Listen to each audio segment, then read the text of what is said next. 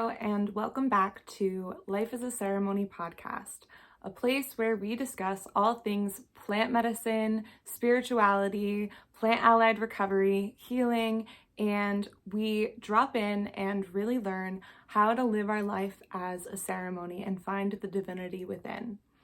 Today, I have a very, very special guest, my dear sister and friend, Pamela, who has been on this journey, and it's been really incredible to get to witness the journey that has taken place for her. She speaks to this in our discussion, but we sat down and talked about her journey with the Iboga medicine.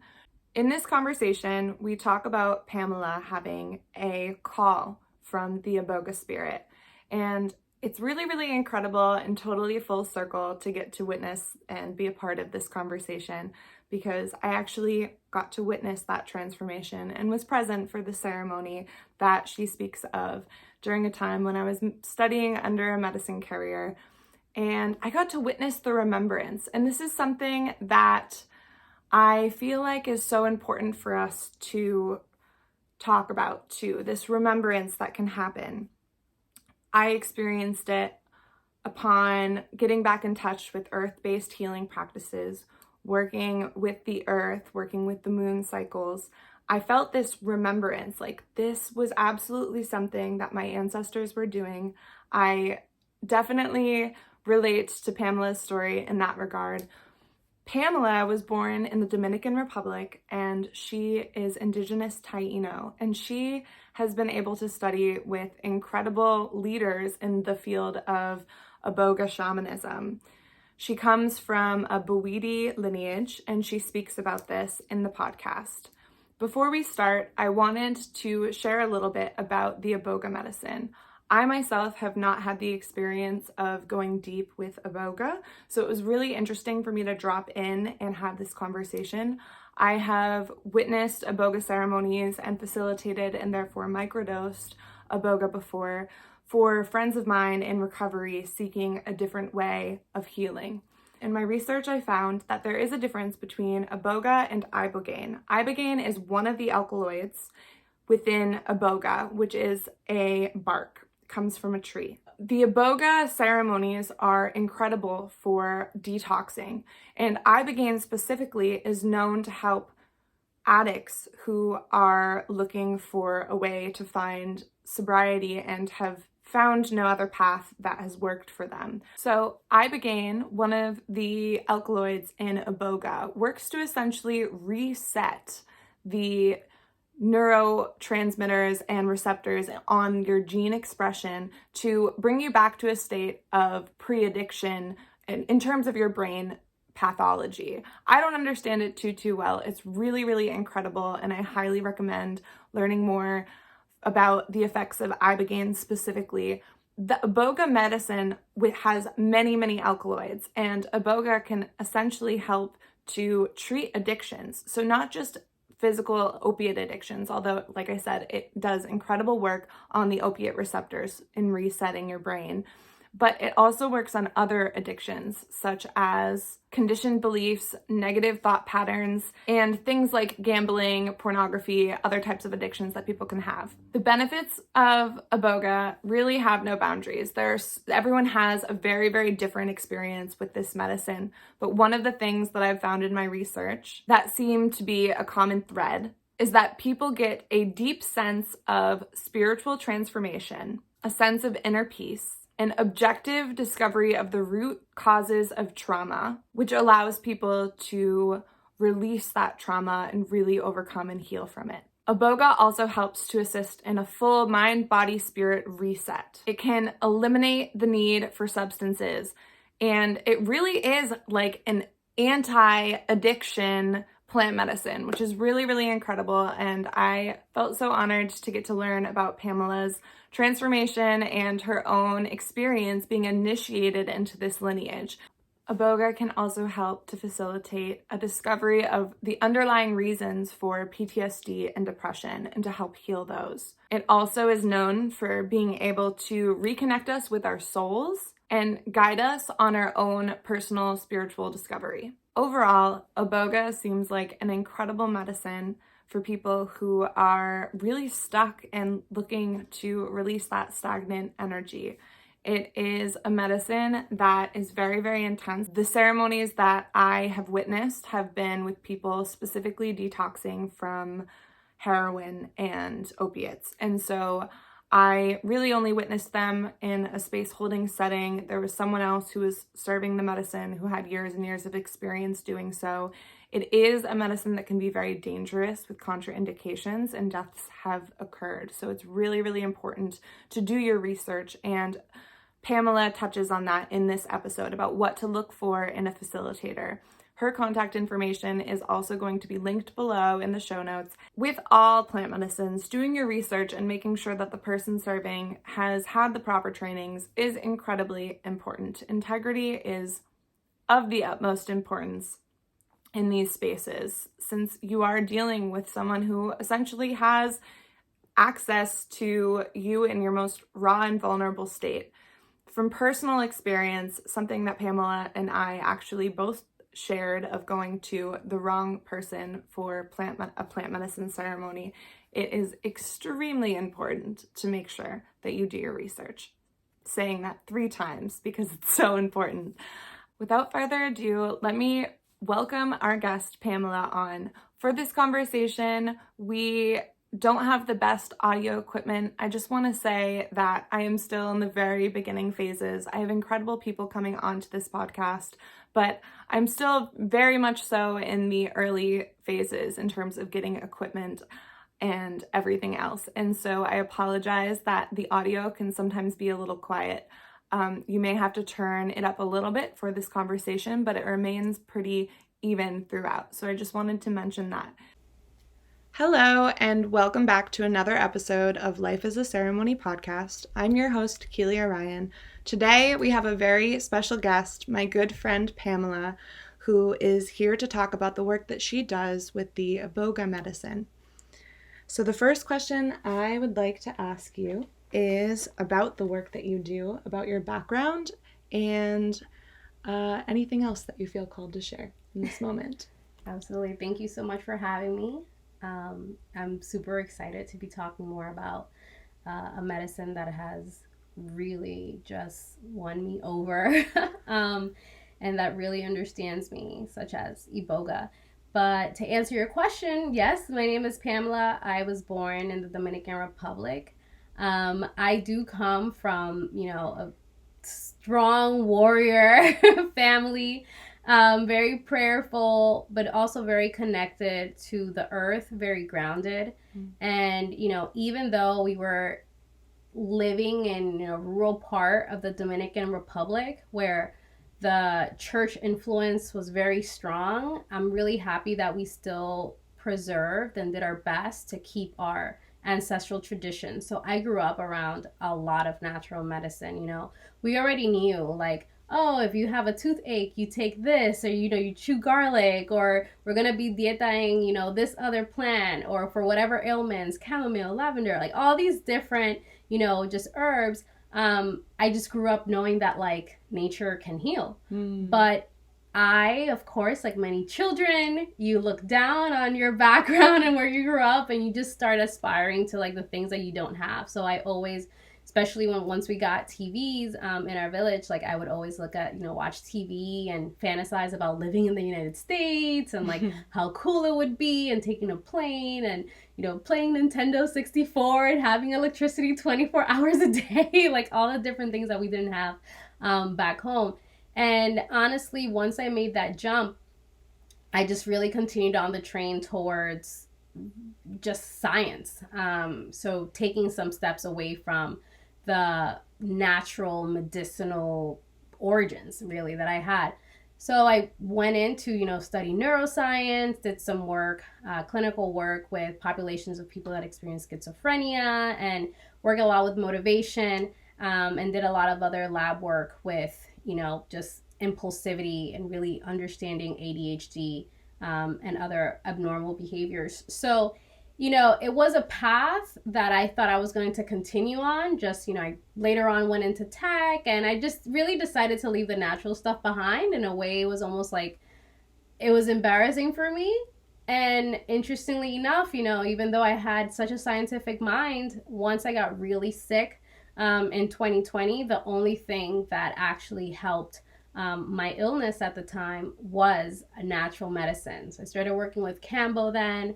I was then, guided to sit with other medicines, and it was really interesting. I mean, as soon as I sat with Cambo, I started really feeling more connected to my body and to my soul. And then once I sat with this other medicine, it's like it opened a portal to Iboga to really call me. So my first time experiencing Iboga was actually, I would have to say, under another medicine.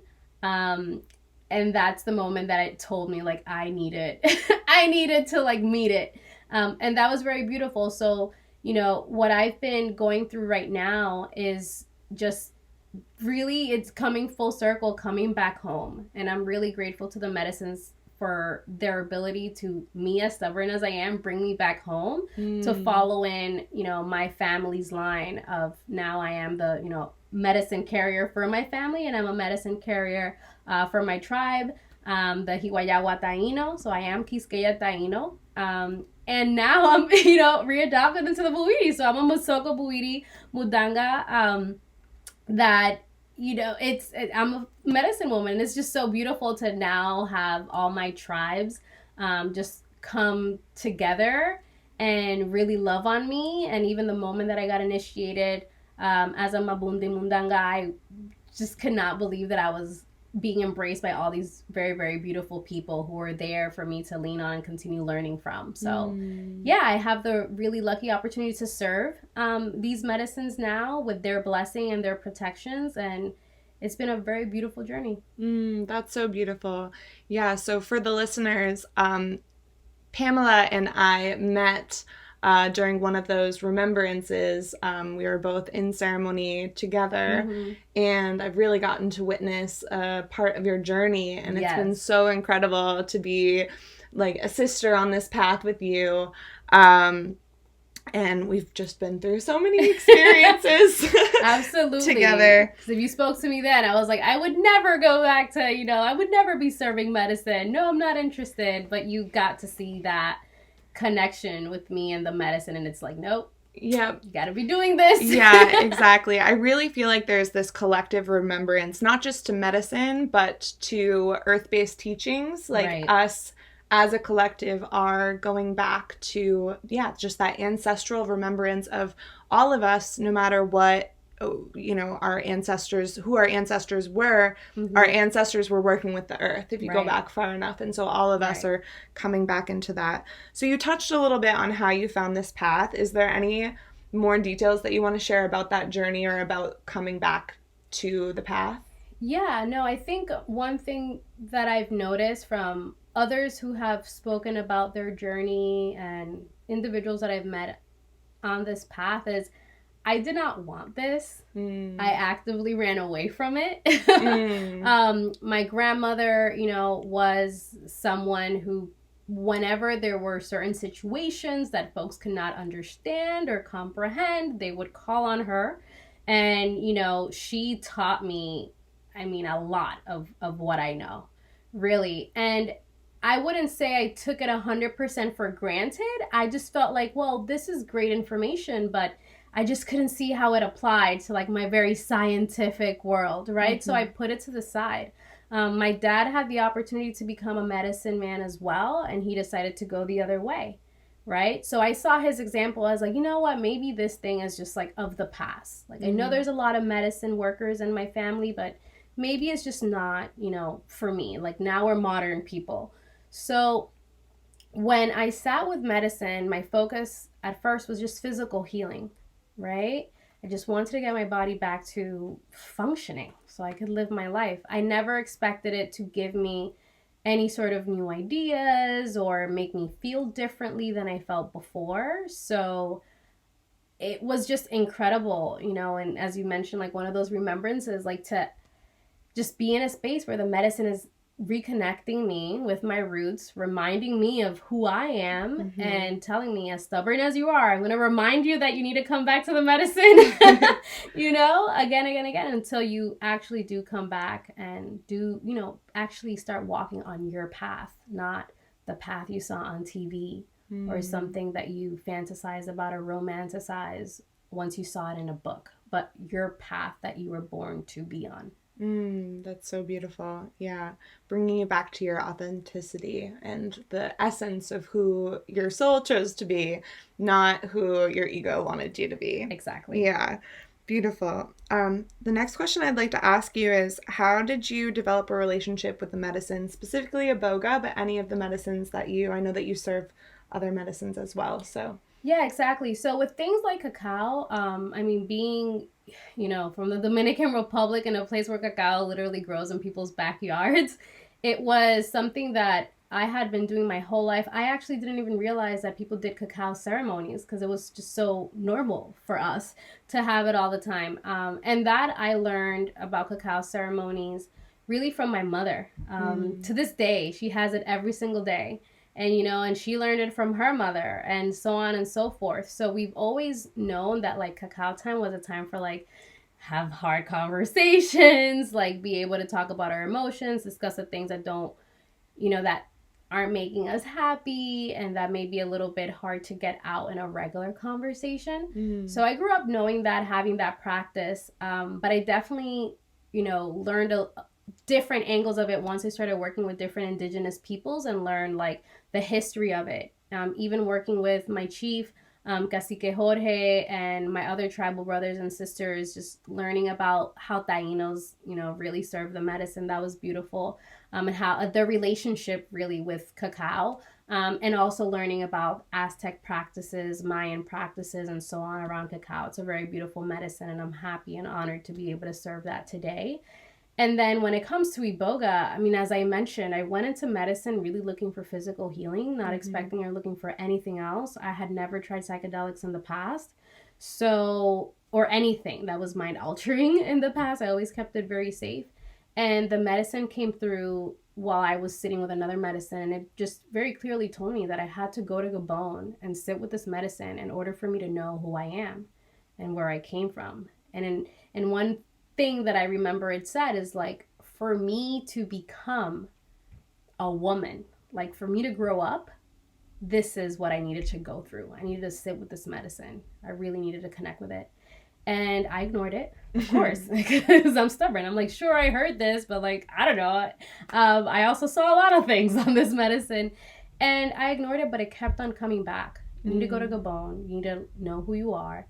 And I went, sat with the medicine. I'm sure we're going to talk a lot more about that journey later, but it's been now some time and quite a few sittings later, and I still can't believe that I have the honor of serving this medicine today, and honestly just bearing witness to my own transformation, because I'm not gonna sit here and tell you that it is super enjoyable. Like, Iboga is hard work, and you should never come into it if you're not ready to do the work that it's gonna give you homework. And that's where the magic happens, when you actually do the homework.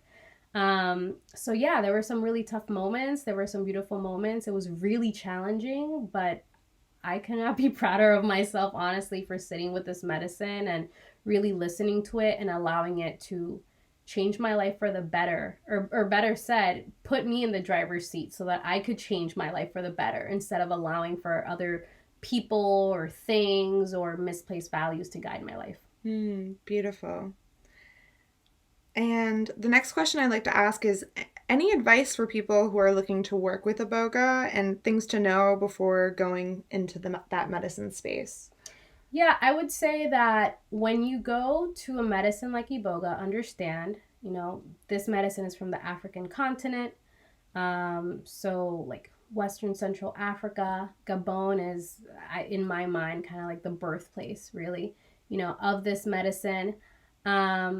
And understand that it is very different from DMT-based medicines, from psilocybin, from other experiences that they may have out here in the West, North, Central South America. So do not compare the medicines. That's one thing. Do not. You're going to do yourself a huge disservice if you compare the medicines.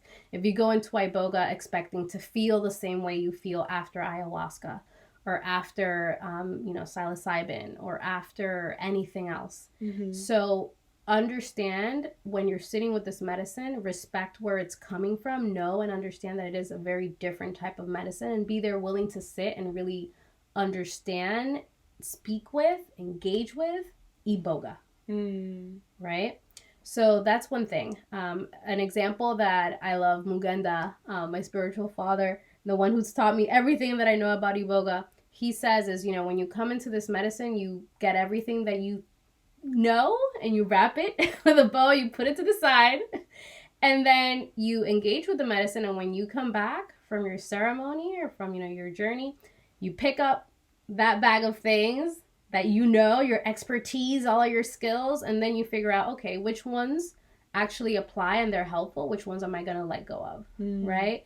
Because when people try to combine everything or try to apply an ayahuasca or another medicine style to this it just does not work. I also want to emphasize making sure before you're going into an Iboga ceremony that you're eating very well. Avoid grapefruit or licorice. Make sure that you're sleeping, at least 6 hours a night. Make sure that you're hydrated. I see a lot of people having very physically challenging experiences when they are not eating well, when they're not sleeping. And, I would also add, make sure you're going to the bathroom regularly, because all those, those three things are going to help you be good physically so that you can go ahead and, engage with the medicine in a spiritual or psychological way. So that is 3 huge recommendations that I would tell people to really keep in mind. Beautiful. And what are some reasons that people come to Iboga? What are some of the intentions that people have? Yeah, that's a great question. So people come to Iboga for all sorts of things. Iboga right now, according to Bwiti tradition, it's the only medicine that can do, these 3 things, which is spiritual healing, physical healing, and then psycho-spiritual discovery or exploration. So there's a lot of different medicines out there, but they specialize in one area, physical healing or, certain discoveries. But Iboga is very much a comprehensive medicine. So people who have, say, depression, anxiety, PTSD, different, mood disorders, they do come to Iboga for help in like resetting their brain, the different patterns that they have, maladaptive behaviors, even behavioral addictions. People also come to this medicine looking to detox from different substances that they have been addicted to, whether it's marijuana, alcohol,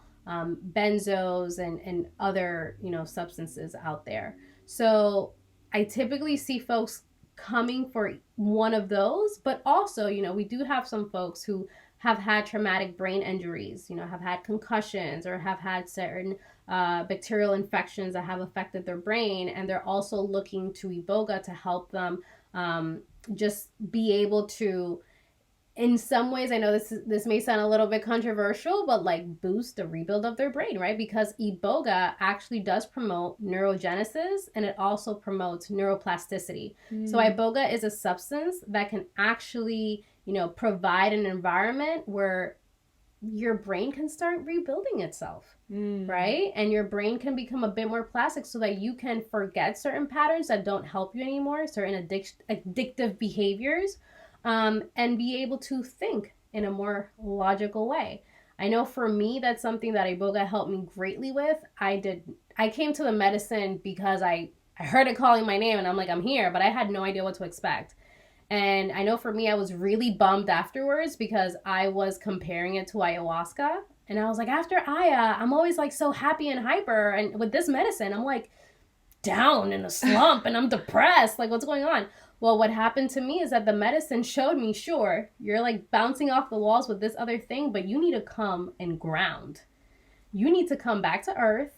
You need to see things for what they are, not for what you want them to be. And that was a really hard lesson for me to learn. So I understand when sometimes people are like, oh, I don't know, Iboga kind of makes me feel sad at the end. But it's because it really grounds you and allows you to see your life for what it is, But with the Fire Talk, you then get the information that you need and the tools that you need, right? This Fire Talk, this Bwiti counseling, you get the tools and the resources that you need to really take control of your life and rebuild your life. And it's challenging, but it's one of the most incredible things and like effective things that I really see working in people. So you mentioned something. You mentioned the Fire Talk. Can you tell people what is the Fire Talk and why is it important? Absolutely, yes. And I'm happy we're talking about this because there's a lot of different Iboga providers out in the world now, and I've been noticing that there are some folks, there's some variability when it comes to the Fire Talk.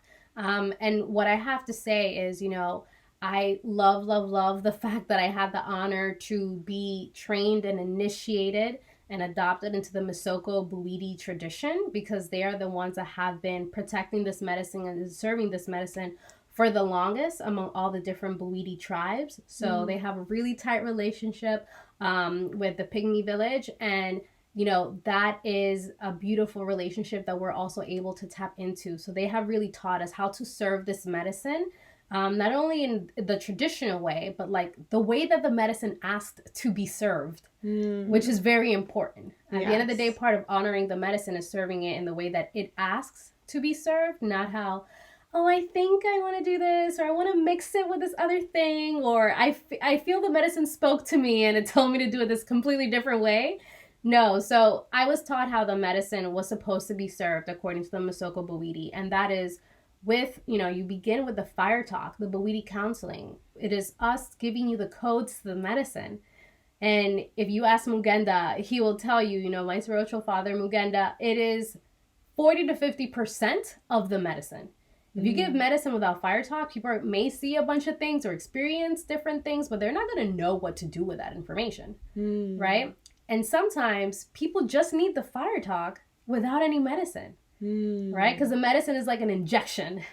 Like, hey, I'm giving you the tools, I'm giving you the context for the homework, but then Iboga is going to be like, boop, boom, here's all the homework you need to do, and that can be overwhelming for some people. Right. So that's why at times you just provide the Fire Talk. But when it comes to sitting, in an Iboga ceremony, you need the Fire Talk, and you need and then you go into the sacrament, into sitting with Iboga, let's say like the root bark, and those two together, it's what unlocks people's ability to understand what the medicine is showing them, know where to take their life from that moment, understand the different feelings that's going through their body, what's going on with their head, and then they're able to really move forward in a positive way where they know where they want to take their integration or even what their next step will be. I think something that I see too often is folks who may be unintentionally a little bit irresponsible with their approach and leave people feeling way more disoriented and confused that they came in. And I'm glad to see more folks, now concentrating on integration. As you, like, for you, for example, I know you do amazing integration classes and sessions for people. Yes. And I applaud you for that, because we need more of that. I think the magic with transformation really comes from integrating your experiences, not just, voyaging to different places, sitting with everything. You really need to integrate your experiences, and that is how you can actually build the life that you want to live.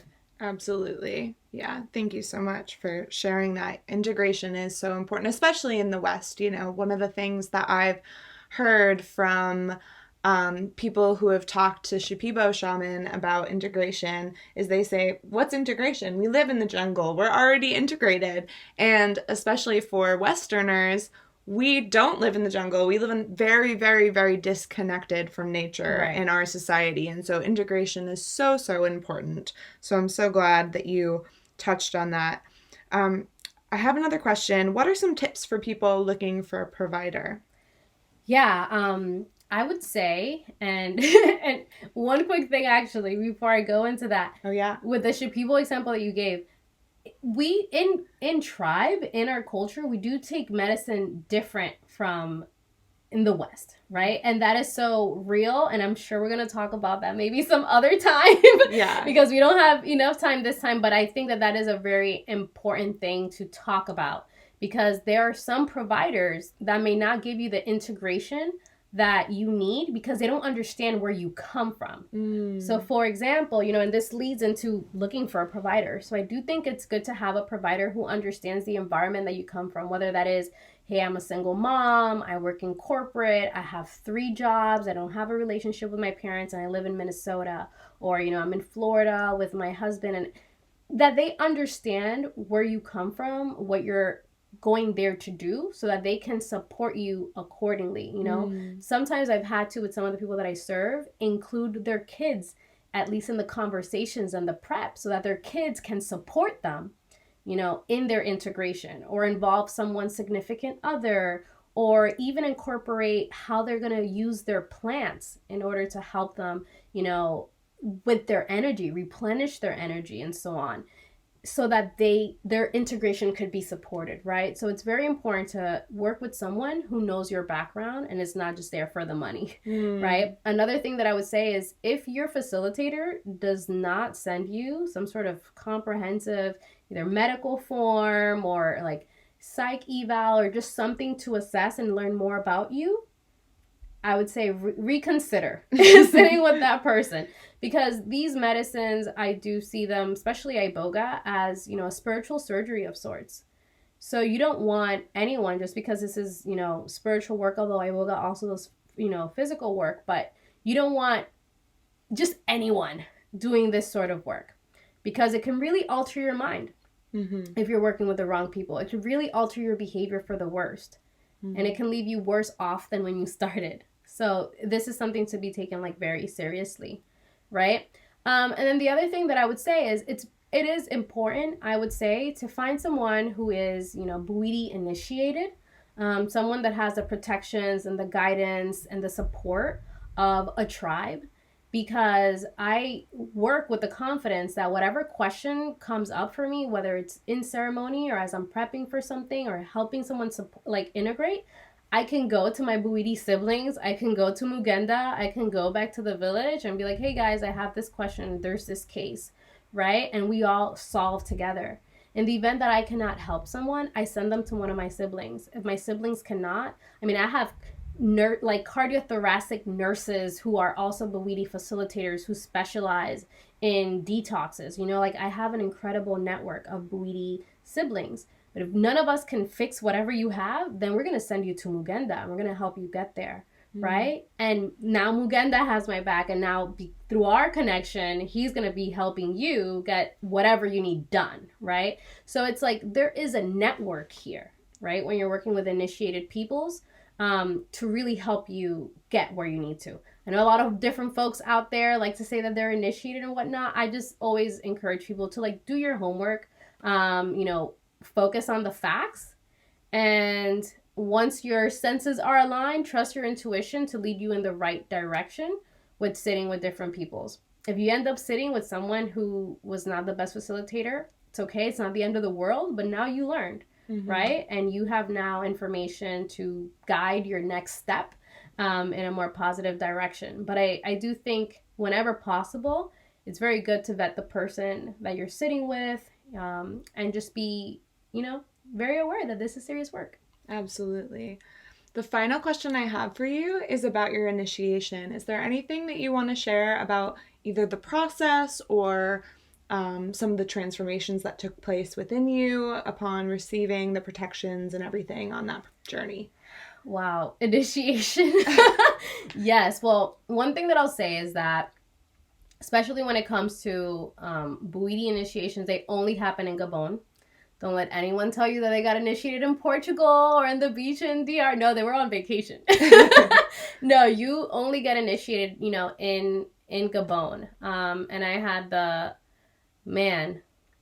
privilege, the joy of being initiated in Mugenda's village, really work, in that forest and be surrounded by the village and just so many Bwiti brothers and then chiefs from other villages came to my, to our ceremonies, and just be surrounded by a community of people that I had never met before that day. And seeing them support me and encourage me and be there for me was incredible throughout all the ceremonies that we did then. Then for my initiation, to get the support of my, Western now Bwiti siblings who were also getting initiated. Like, seeing how all of us came together for that moment was beautiful because it is very challenging. But through that, I was able to see just the different sides of the medicine. Oh my God, Iboga is deep. Like, there are no words in the human, like in English at least, that come close to describing all the things that Iboga can do. It is a very far-reaching, incredible medicine. And one thing that I love about my initiation is I got the protections, right? I got so many protections from my ancestors, from the ancestors of the land in Gabon, from the ancestral protectors of the medicine, people's familial protections, like all of this beautiful, multifaceted protection put on me so that I could serve this medicine. I was given the codes to how to understand the medicine. I was initiated into some learnings so that I could be able to really engage with the medicine in a deeper way, right? And it just, oh man, there's so much that I wish I could say that I cannot, but it honestly is top 2. Just because I don't want to. I'm like, there must be something else maybe, but I want to be conservative and say it's top 2, one of the best experiences that I've had in my life. Probably the most transformative thing that I had. I just came out of there thinking, I cannot believe I just went through that. I cannot believe I survived that. I cannot believe how we all came together. I cannot believe how much I'm loved by this community of people that have never seen me in their life, and how they recognize me as a Bwiti medicine woman, and for that they honor me as well, and they pour into me. So whenever I serve the medicine, it's not just Pamela, it is really my entire village, especially of Mabundi. Mabundi means women in Bwiti, so it is my village of Mabundi Mundanga, which is now female medicine woman. It's my village of women medicine workers who are with me every single time I serve. Wow. So that is something that no one else can take away. Yeah, that is so, so incredible. And it's really just been such an honor to witness you and your transformations on this journey. I'm so proud of you, and really you bring such an integrity and presence wherever you go. So I'm really grateful that you came on today and shared with everyone. I will include this in the show notes, but I was just wondering if you could share how people can connect with you further. Absolutely. So I am on Instagram, and I also have an email where I do intake. So my email is anikailikailawo@gmail.com. I will leave it with you to share with people because I know that's a little hard to figure out how to spell. And then on Instagram, iboga.yaoyao, which I'll also leave with you. But yeah, I talk to people on Instagram and as well, and do some chats there and answer some questions there. But email is definitely best. And I definitely encourage everyone, if you have any sort of questions about Iboga, you're curious, you don't like it, and you want, whatever it is, feel free to reach out. I'm always happy to answer questions. Beautiful. Thank you so much, Pamela. Wow, what a powerful conversation that was. I am just so honored that I got to drop in with my dear sister Pamela and talk about the Iboga medicine. I think it's so, so important that we know how to safely acquire these life-changing medicines. Please reach out to her if you have any further questions about Iboga. And if you are interested in microdosing or psychedelic integration or one-on-one transformational coaching, please reach out to me. My Instagram is keelia.ryan and my website is lifeasaceremony.com. I would be so, so honored to hear from you. Reach out to me about any questions you might have as well, and I will find the answers for you. And thank you so much for supporting. Don't forget to share and like this episode if it resonated with you. And stay tuned for next week's episode. I'm really, really excited for the guest that I have lined up. Thank you so much, everyone.